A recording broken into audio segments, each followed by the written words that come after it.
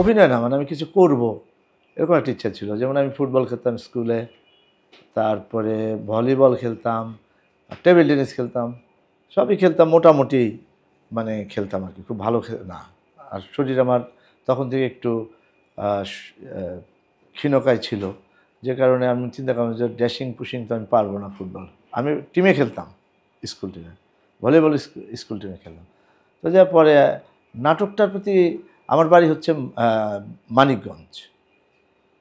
তো মানিকগঞ্জ, ফরিদপুর এই অঞ্চল তো যাত্রার অনেক প্রচলন আছে। যদি আমি ঢাকায় বড় হয়েছি, আমি আমার জন্মের 3 বছর পরে আমি ঢাকায় চলে আসি, কিন্তু আমাদের গ্রামে যাওয়া আসা ছিল খুব।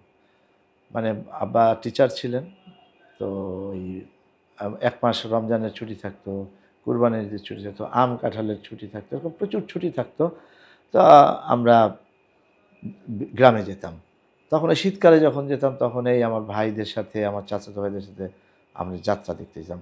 এই যাত্রায় যে এই যে রংচঙে মানুষ দেখতাম, হ্যাঁ, হয়তো হাতটা কালো, কিন্তু দেখা গেল যে মুখটা খুব সুন্দর ফর্সা, আমি ফর্সাটাই দেখতাম, কিন্তু হয়তো আদতে সেই ছেলেটা বা মেয়েটা কালো। ওই তখন থেকে আমার অভিনয়ের প্রতি একটু ভালো লাগা, মানে অভিনয় হইলে আমি দেখতে চেতাম। তারপরে যখন ঢাকায় থাকতাম, তখন পাড়ায় পাড়ায় নাটক হইতো, ডেড এন্ড রাস্তায় ওখানে দিয়ে স্টেজ করে নাটক করতো, ওইগুলিও আমি দেখতে যেতাম। এরকম একটা ভালো লাগা। তারপরে আমি 1969-এর দিকে স্কুলের নাটক হলো, ওইটাতে আমি, তখন আমি পড়ি 6-এ বা 5-এ। তো তখন আমাকে নিবে না, মানে ছোটদের তো অ্যাক্টিং থাকে না ক্যারেক্টার। তারপর আমি জোর করে একটা ছোট্ট একটা চরিত্র আমি করলাম, এটা আমার প্রথম। এরপরে তো স্কুল গেল, কলেজে আবার আমার করা হয়নি, কারণ আমি আদমজী ক্যান্টনমেন্ট কলেজে পড়তাম, বাসে যেতাম, বাসে আসতাম, মানে কলেজ বাসে। তো ওখানে তো আমার থাকার, মানে আড্ডা মারার কোনো সুযোগ ছিল না। বিশ্ববিদ্যালয়ে গিয়ে আমি আসলে থিয়েটারটা শুরু করি। নাট্যাচার্য সেলিম আল দীন শ্রদ্ধেয়, তারপরে হুমায়ুন ফরিদি, এদের সাহচর্যে যখন আসলাম, তখন আমি মানে অভিনয়টাকে নিলাম। এরপরে আমি জাহাঙ্গীরনগর থিয়েটার করলাম। তারপরে ফরিদি ভাই তখন নাট্য সম্পাদক ছিলেন, তো উনি একটা নোটিশ বোর্ডে নোটিশ টাঙালেন যে যারা অভিনয় করতে চাও তারা যোগাযোগ করো।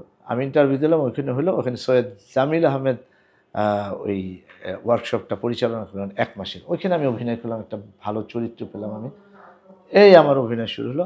তারপরে 1983-তে আমি ঢাকা থিয়েটারে ঢুকলাম, বিরাট পরিসরে। নাসিরুদ্দিন ইউসুফ বাচ্চু, শিমুল ইউসুফ, হুমায়ুন ফরিদি, আফজাল হোসেন, রাইসুল ইসলাম আসাদ, জহিরুদ্দিন পিয়ার, পীযূষ বন্দ্যোপাধ্যায়, সুবর্ণা মুস্তফা, শমী কাইসার, মানে তখন একটা বড় একটা ইয়েতে আসলাম, বড় আয়োজন, সেলিম আল দীনের নাটক হয়। আমি এসেই আমি সেলিম আল দীনের কেরামত মঙ্গলের কেরামত মেইন ক্যারেক্টার আমি পেয়ে গেলাম। এই তখন আমার উৎসাহ বেড়ে গেলো। এইভাবে আমার নাটকে আসা। টেলিভিশনে এসেছি আমি আরও পরে, মানে আমি থিয়েটার 10 বছর অভিনয় করার পরে আমাকে টেলিভিশনে করার অনুমতি দেওয়া হয়েছে আমার দল ঢাকা থিয়েটার থেকে।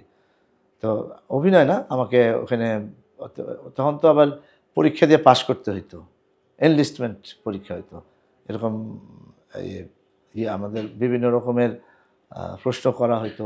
তারপরে আবার স্ক্রিন টেস্ট হতো, যে কতটুকু করে, হয়তো 5,000 দিল, তার ভিতরে প্রতি বছর 20 জন 22 জন নিত। প্রথমবার আমি ফেল মারলাম, আমি পাশ করতে, সেকেন্ড টাইমে আমি গিয়ে 92-তে বা 3-তে আমি এনলিস্টে উঠলাম। তারপরে টিভিতে তারপরে নাটক করলাম 12 রকম মানুষ, ইমদাদুল্লাহ মিলনের। এরপর হুমায়ুন আহমেদ, অচিন বৃক্ষ দিয়ে আমার শুরু, হুমায়ুন আহমেদ। এইভাবে আমার নাটকের যাত্রা।